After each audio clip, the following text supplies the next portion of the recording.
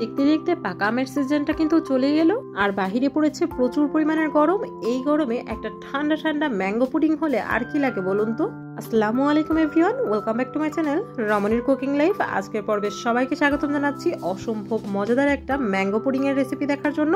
এটা তৈরি করা একদমই সহজ, এমনকি এটা তৈরি করার জন্য কোনো ধরনের আগার কিংবা জেলেটিনের প্রয়োজন হবে না। আশা করি রেসিপিটা আপনাদের সকলেরই খুবই পছন্দ হবে। আর এরকম আরো সহজ এবং মজার মজার রেসিপি পেতে আমার চ্যানেলটি সাবস্ক্রাইব করে পাশে থাকা বেল আইকনে ক্লিক করে রাখতে ভুলবেন না। এতে করে আমি যে কোনো নতুন রেসিপি শেয়ার করার সঙ্গে সঙ্গে তার নোটিফিকেশনগুলো আপনাদের কাছে পৌঁছে যাবে। চলুন তাহলে শুরু করা যাক। ম্যাঙ্গো পুডিং তৈরি করার জন্য প্রথমে এখানে মাঝারি সাইজে 2টা পাকা আম নিয়েছি। এখন আম 2টার পিউরি বের করে নেব। এর জন্য খোসা ছাড়িয়ে প্রথমে ছোট ছোট করে টুকরো করে কেটে নিচ্ছি। আমগুলো টুকরো করে নেওয়ার পর আমি মেজারমেন্ট কাপ দিয়ে মেপে নিয়েছিলাম। এখানে কিন্তু 2 কাপ পরিমাণ আমের টুকরো হয়েছে। এখন একটা ব্লেন্ডারের জারে আমের টুকরোগুলো নিয়ে নিচ্ছি আর এগুলো ব্লেন্ড করে একদম স্মুথ একটা পিউরি তৈরি করে নিচ্ছি।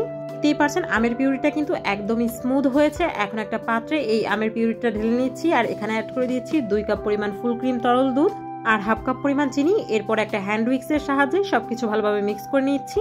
এই তো সব উপকরণগুলো কিন্তু ভালোভাবে মিক্স করে নেওয়া হয়ে গিয়েছে। এখন এই পাত্রটা আমি চুলায় বসিয়ে দিচ্ছি আর চুলার জলটা অন করে অপেক্ষা করছি এই আমের মিশ্রণে বলক আসার জন্য।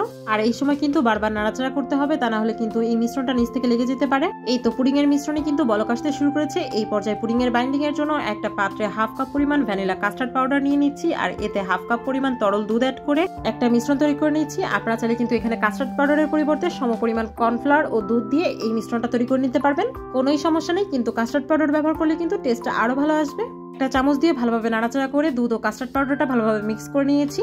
এখন এই পুডিং এর মিশ্রণে আমি কাস্টার্ড পাউডারের মিশ্রণটা অ্যাড করব। এর জন্য চুলার জালটা বন্ধ করে দিয়েছি। অবশ্যই চুলার জাল বন্ধ করার পরে এক হাত দিয়ে কাস্টার্ড পাউডারের মিশ্রণটা ঢালতে হবে আর এক হাত দিয়ে নাড়াচাড়া করতে হবে। এতে করে কিন্তু কোনো প্রকার লাম্পস তৈরি হবে না। এই তো কাস্টার্ড পাউডারের মিশ্রণটা কিন্তু ভালোভাবে মিক্স করে নেওয়া হয়ে গিয়েছে। এখন চুলার জালটা মিডিয়াম হাইতে অন করে অনবরত নাড়াচাড়া করে জাল করে নিয়েছি প্রায় 6 থেকে 7 মিনিটের জন্য। তো সেই অনবরত নাড়াচাড়া করতে হবে, তা না হলে কিন্তু দলা পেকে যেতে পারে।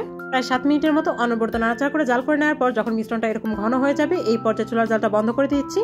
আর মিশ্রণটা পারফেক্ট ভাবে তৈরি হয়েছে কিনা এটা বোঝার উপায় হচ্ছে একটা চামচ দিয়ে যখন মিশ্রণটা এইভাবে টান দেওয়া হবে তখন মিশ্রণটা 2 ভাগে ভাগ হয়ে যাবে এবং পাত্রের তলানিটা কয়েক সেকেন্ডের জন্য এরকম দেখা যাবে। তাহলে বোঝা যাবে মিশ্রণটা পারফেক্ট ভাবে ঘন হয়ে গিয়েছে। এই পর্যায়ে চুলার জালটা বন্ধ করে দিতে হবে। আর একটা পদ্ধতি হচ্ছে মিশ্রণটা চামচে উঠিয়ে ফেলে দেওয়ার সময় যদি এরকম ব্লক ব্লক আকারে পড়ে তাহলে বুঝতে হবে মিশ্রণটা পারফেক্ট ভাবে ঘন হয়ে গিয়েছে। এখন যে পাত্রে পুডিংটা সেট করব, এই পাত্রে হাফ চা চামচ পরিমাণ সয়াবিন তেল ব্রাশ করে নিচ্ছি। এতে করে কিন্তু খুব সহজে পুডিংটা মোল্ড আউট করা যাবে।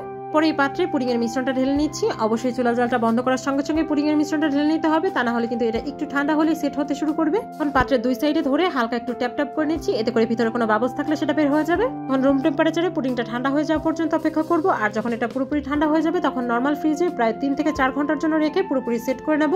প্রায় 4 ঘন্টা পর পুডিংটা আমি নরমাল ফ্রিজ থেকে বের করে নিয়েছি। দেখতেই পারছেন পুডিংটা কিন্তু পুরোপুরি সেট হয়ে গিয়েছে। এখন হাত দিয়ে পুডিং এর চারপাশটা এভাবে আলতো করে একটু ছাড়িয়ে নিয়েছি। দেখতেই পারছেন অয়েল ব্রাশ করার কারণে কিন্তু পুডিংটা খুব সহজেই পাত্র থেকে ছেড়ে যাচ্ছে। এই পাত্রের উপর আরেকটা পাত্র নিয়ে নিচ্ছি যে পাত্রে আমি পুডিংটা মোল্ড আউট করব। আর পাত্রটা এভাবে উল্টে নিলে কিন্তু খুব সহজেই দেখতেই পারছেন পুডিংটা কিন্তু মোল্ড আউট হয়ে গিয়েছে। এখন ডেকোরেশনের জন্য উপরে কিছু ফ্রেশ আমের কুচি দিয়ে দিচ্ছি। দেখতেই তো পারছেন ভিউয়ার্স, এই ম্যাঙ্গো পুডিং এর কালারটা কতটা লোভনীয় হয়েছে, দেখেই যেন জিভে জল চলে আসছে। আর এই ম্যাঙ্গো পুডিংটা কতটা সফট এবং স্মুথ হয়েছে তা নিশ্চয়ই আপনারা দেখেই বুঝতে পারছেন। এটা কিন্তু খুব সহজেই নাইফের সাহায্যে কেটে নেওয়া যাচ্ছে। আর এই ম্যাঙ্গো পুডিংটা যে কতটা পারফেক্ট ভাবে সেট হয়েছে তা নিশ্চয়ই আপনারা দেখেই বুঝতে পারছেন। পুডিং এর স্লাইস গুলো কিন্তু খুব ইজিলি হাত দিয়েই উঠানো যাচ্ছে। এটা দেখে কিন্তু কোনোভাবেই বোঝার উপায় নেই এই পুডিং তৈরিতে কোনো প্রকার আগার কিংবা জেলেটিন ব্যবহার করা হয়নি। আর এই ম্যাঙ্গো পুডিং এর টেস্টের কথা যদি বলি, এক কথায় জাস্ট অসাধারণ। মুখে দেওয়ার সঙ্গে সঙ্গে আমের ফ্লেভার মুখের মধ্যে ব্লাস্ট করছে আর পুডিংটা যেন মুখের সঙ্গে মিলিয়ে যাচ্ছে। একবার হলেও রেসিপির সকল টিপস গুলো ফলো করে বাড়িতে ম্যাঙ্গো পুডিং ট্রাই করে দেখতে পারেন। আশা করি আপনাদের খুবই পছন্দ হবে। আবার দেখা হবে নতুন কোনো রেসিপি নিয়ে। আল্লাহ হাফেজ।